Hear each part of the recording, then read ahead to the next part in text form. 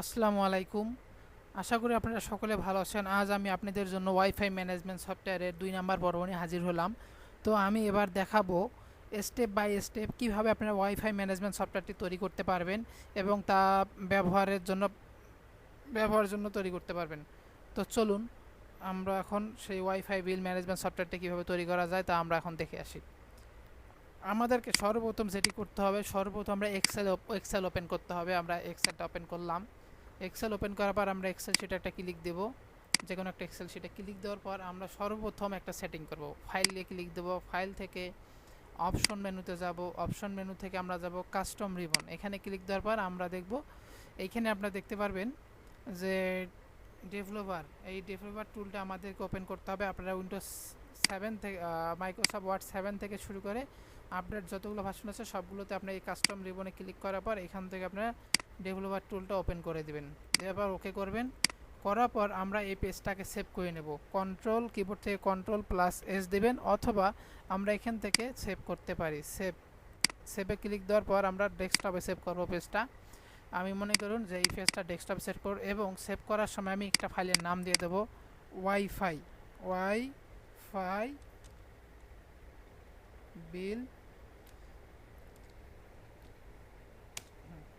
বিল part 1 মনে করে দিলাম, পার্ট 1। তো আপনারা এখান থেকে যে কোনো নামে দিতে পারেন, সমস্যা নাই। তো আমরা এখান থেকে ফাইল টাইপ এই এক্সটেনশনটা অবশ্যই চেঞ্জ করে নিতে হবে। এক্সটেনশনটার নাম হবে এক্সেল ম্যাক্রো ইনেবল ওয়ার্কবুক। এইটাতে ক্লিক দেওয়ার পর আমরা সেভ দিয়ে দেব। তাহলে আমরা এখন কেটে দিয়ে আসি। দেখুন আমাদের এই যে ওয়াইফাই বিল পার্ট 1 নামে একটা ফাইল ক্রিয়েট হয়েছে। আমরা সর্বপ্রথম এই ফাইলটার মধ্যে ওপেন করলাম। করার পর আমাদের এখান থেকে কিছু মেনু বার লিখতে হবে। এখানে আমরা লিখব মোবাইল, তারপরে নাম, ঠিকানা, অ্যাড্রেস। তো আমি ভিডিওটা এখানে আটকায় রাখতেছি। তো আপনারা ভিডিওটা ভিডিওটা আটকায় রেখে আপনারা জিনিসটা দেখে নেবেন। আমি ভিডিওটা অনেক বড় করতে চাচ্ছি না, এই জন্য আর কি। দেখুন আমি সবগুলো নাম অলরেডি টাইপ করে ফেলছি। আপনি সর্বপ্রথম এখানে আপনি কলাম নাম্বার এতে আপনি লিখবেন হচ্ছে, এর মধ্যে লিখবেন নাম। আপনারা দেখে দেখে অবশ্যই টাইপ করে নেবেন। নাম, ডেট, দেখুন ভালো করে দেখুন। প্রথমে নাম লিখবেন, তারপর ডেট, তারপর কাস্টমার, তারপর মোবাইল নাম্বার, তারপর অ্যাড্রেস। টোটাল এক্সপেন্স বলতে আমাদের সফটওয়্যারটা যখন বানাবো তখন যত প্রকার খরচ আছে সেই খরচগুলো আমাদের এইখানে টোটাল এক্সপেন্সগুলো শো হবে। এবং অ্যাডভান্স বলতে কোনো লাইনে যদি কেউ টাকা অ্যাডভান্স আপনাদেরকে দেয়, ধরুন আমি জানুয়ারি, ফেব্রুয়ারি, মার্চ, এপ্রিলের টাকা কোনো কাস্টমার অ্যাডভান্স দিতে চাচ্ছে, তো সেই অ্যাডভান্সগুলো আমাদের এই ফিলের মধ্যে চলে আসবে। ফাইবার বলতে এখানে ফাইবার তার, যদি আপনারা নতুন সংযোগ দেওয়ার সময় ফাইবার তার যদি তারা ক্রয় করে থাকে তো সেক্ষেত্রে ফাইবারের বিলটি এখানে যোগ হবে। এই রাউটারটা যদি কোনো ইউজার বা কোনো কাস্টমার যদি আপনাদের কাছে রাউটার কিনে নেয় তো আপনারা এই রাউটারের টাকাটা এখানে শো হবে। হ্যাঁ, এখানে চলে আসবে সফটওয়্যারের মাধ্যমে। এমসি বলতে এমসি যদি কোনো কাস্টমার নিতে চায়, ধরুন আপনাদের নতুন সংযোগ নিতে এমসি লাগে না অনেক সময়, তো এই এমসিগুলো যদি তারা আপনার কাছে ক্রয় করে তখন এই এমসির টাকাটাই ঘরে আসবে। সার্ভিস চার্জ, ধরুন আপনাদের যে টেকনিশিয়ান তাদেরকে লাইনটি লাগিয়ে দিয়ে আসবে, তার যে সার্ভিস চার্জগুলো আসে সেই সার্ভিস চার্জগুলো এখানে চলে আসবে। তারপর ম্যাক অ্যাড্রেস, কাস্টমারকে আপনি যে ইন্টারনেট প্রোভাইড করার সময় যে আপনি একটা ম্যাক অ্যাড্রেস তাদের যে ম্যাক অ্যাড্রেস থাকে রাউটারে, সেই ম্যাক অ্যাড্রেসটার এইখানে থাকবে। এখানে আপনারা যখন সফটওয়্যার এন্ট্রি দেবেন তখন এখানে চলে আসবে।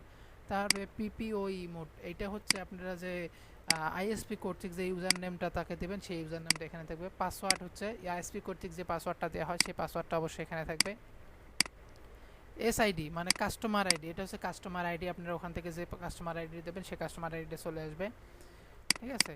তো তারপর হচ্ছে টোটাল অ্যামাউন্ট, এই টোটাল অ্যামাউন্টের ঘরে তার টোটাল কত টাকা খরচ হয়েছে বা খরচটা কত টাকা হয়েছে টোটালটা এখানে চলে যাবে। তার প্রথম ডিউ, তাদের টোটাল কত টাকা ডিউ আপনি তার কাছে পাবেন বা সে কত টাকা ডিউ তার কাছে আছে সেটা আপনি এখান থেকে দেখতে পারবেন। তো আমার মেনু বারগুলো আরেকবার দেখুন ভালো করে। নাম, date, customer, mobile, address, total expense, advance, fibre, router, MC, service charge. দেখুন আপনারা ভালো করে দেখুন, এই মেনু বারগুলো এভাবে টাইপ করতে হবে। তারপরে ম্যাক অ্যাড্রেস, পিপিওই মোড এইটা হচ্ছে। তারপরে পাসওয়ার্ড, এসআইডি মানে হচ্ছে কাস্টমার আইডি, টোটাল অ্যামাউন্ট এই ঘরটা লাগবে।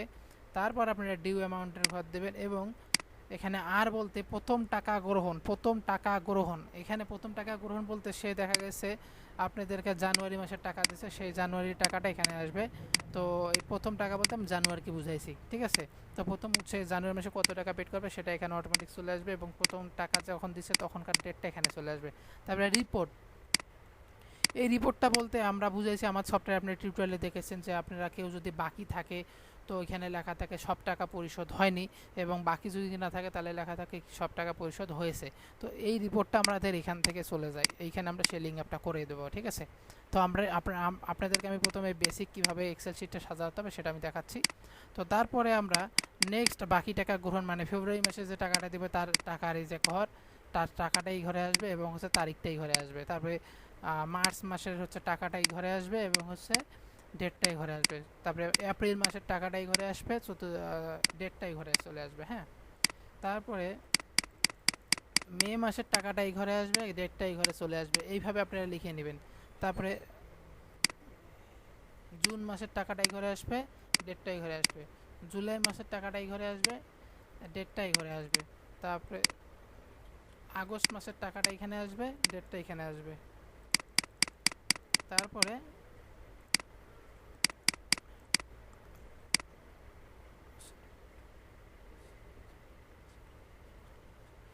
সেপ্টেম্বর মাসের টাকা যখন দেবে টাকাটাই ঘরে আসবে, ডেটটাই ঘরে আসবে।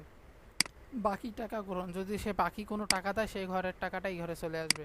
এবং 10 নম্বরে হচ্ছে অক্টোবর মাসে সে টাকা দিলে ঘরে আসবে, অক্টোবর মাসের ডেটটাই ঘরে চলে আসবে। এবং নভেম্বর মাসে সে যদি টাকা পরিশোধ করে সেই টাকাটাই ঘরে আসবে এবং ডেটটাই ঘরে আসবে এবং হচ্ছে আপনার বাকি টাকাটা নভেম্বর মাসে এই ঘরে চলে আসবে। তারপরে যদি সে ডিসেম্বর মাসে আপনাদের টাকা যদি দেয় আর আপনি সেটা গ্রহণ করেন তাহলে এই ঘরে চলে আসবে, ডেটটা এই ঘরে চলে আসবে। তারপরে তার ওই কাস্টমারের জন্য যখন আপনারা বিল ক্রিয়েট করবেন বা নতুন সংযোগ দেবেন তখন তার জন্য যে মাসিক বিলটা দেবেন তো সেই মাসিক বিলটা এখান থেকে ক্রিয়েট হয়ে যাবে।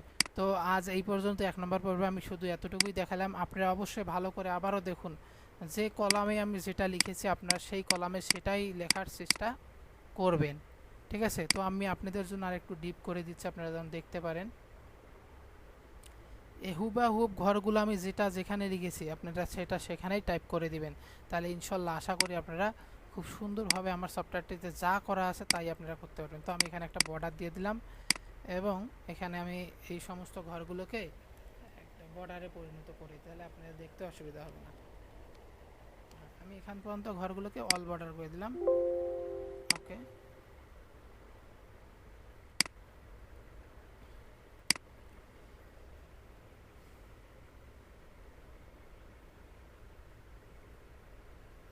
আমি অনেকগুলো ঘর সিলেক্ট করছি তো যার কারণে হ্যাং করে ফেলছে। তো যাই হোক আপনারা দেখুন এখানে নাম, ডেট, কাস্টমার এই সমস্ত যে আমি যে মেনু বারের নাম যেটা দিয়েছি আপনারা অবশ্যই সেই মেনু বারের নামগুলো সেটাই দিয়ে দেবেন, হ্যাঁ। তাহলে কোনো সমস্যা ছাড়াই আপনি এই সফটওয়্যারটি আমাদের এই টেমপ্লেটটা তৈরি করতে পারবেন। এবং টেমপ্লেটটা যখন আমাদের তৈরি হয়ে যাবে এখানে কিছু আমি কোডিং দেখাবো, যোগ বিয়োগ এবং গুণ ভাগের কিছু কোডিং দেখাবো। সেই কোডিংগুলো হওয়ার পর আমরা চলে যাব ভিবিএ কোডে। ভিবিএ কোডের সাহায্যে আমরা কীভাবে করব সেটা আপনারা স্টেপ বাই স্টেপ ইনশাল্লাহ আস্তে আস্তে আমি সব কিছু দেখাবো, আপনারা সুন্দরভাবে দেখানোর চেষ্টা করব, হ্যাঁ।